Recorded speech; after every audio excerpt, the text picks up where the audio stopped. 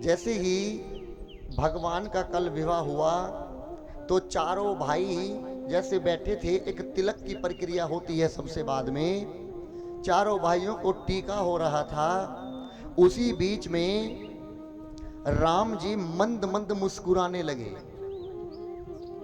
और जैसे राम जी मुस्कुरा रहे हैं थे तो उनमें जितनी भी मेरी माँ की सहेली बैठी थी, वो एक सहेली बोली कि आप शंकर भगवान से हाथ जोड़कर धन्यवाद करिएगा कि क्यों, कि आपका विवाह हो गया।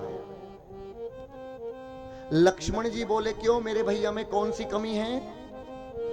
बोले कमी बहुत बड़ी कमी है। बोले कौन सी? कि तुम्हारे भैया इतने काले हैं, इतने काले हैं कि इस रंग पर कोई भी अपनी बेटी का विवाह नहीं करेगा। और सीता मैया तो बहुत गोरी हैं। पता नहीं जनक जी ने अपनी इतनी सुंदर बेटी का विवाह आपके इन सांवले भैया के साथ में क्यों कर दिया? सारी सखी मिलकर बोली कि यदि तुम्हारे भैया 1 महीने के लिए यही मिथिला में रुक जाएं तो हम तुम्हारे भैया को काले से गोरा बनाकर भेजेंगे। लक्ष्मण जी ने जैसे ये बात सुनी तो सोच में पड़ गए। बोले तुम्हारे पास ऐसी कौन सी जड़ी बूटी है जो तुम मेरे भैया को 1 महीने में काले से गोरा बना दोगी?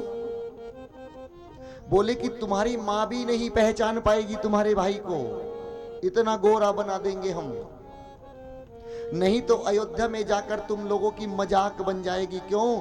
अरे देखो कितने सांवले को कितनी गोरी बहू आई है। मैं तो कहती हूं कि गोरे होकर जाओ। लक्ष्मण जी बोले कौन सी जड़ी बूटी लगाएंगी ये? तो सारी सखियां मिलकर गा रही हैं, ए पाहुना एही मिथिले में रहूं ना,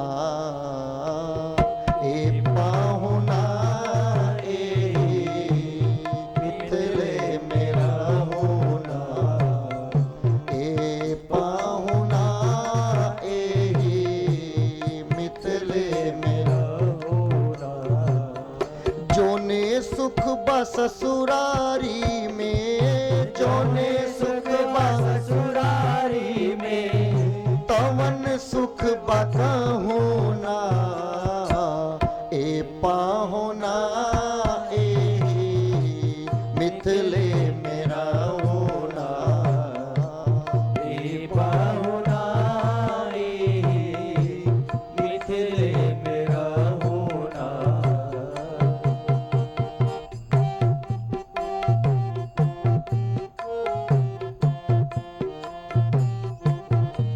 लक्ष्मण जी बोले क्या लगाओगे मेरे भैया को बताओ।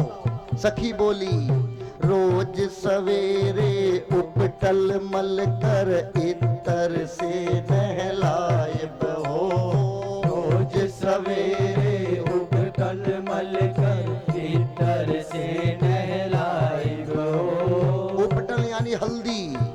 रोज सवेरे उपटल मल कर इतर से नहलाए बहो, रोज सवेरे उपटल मल कर इतर से नहलाए बहो। 1 महीना के भीतर करिया से गोर बनाए बहो, 1 महीना के भीतर करिया से गोर बनाई बहो।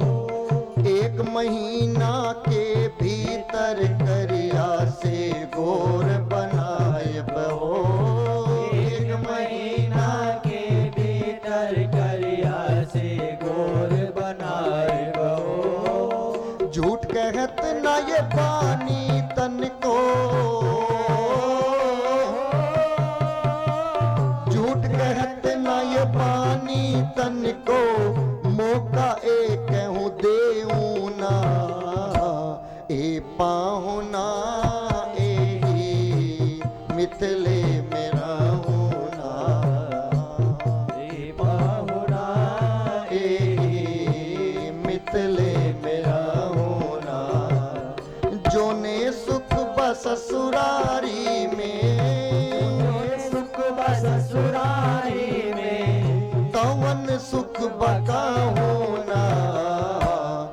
पाहुना एही मितले मेरा होना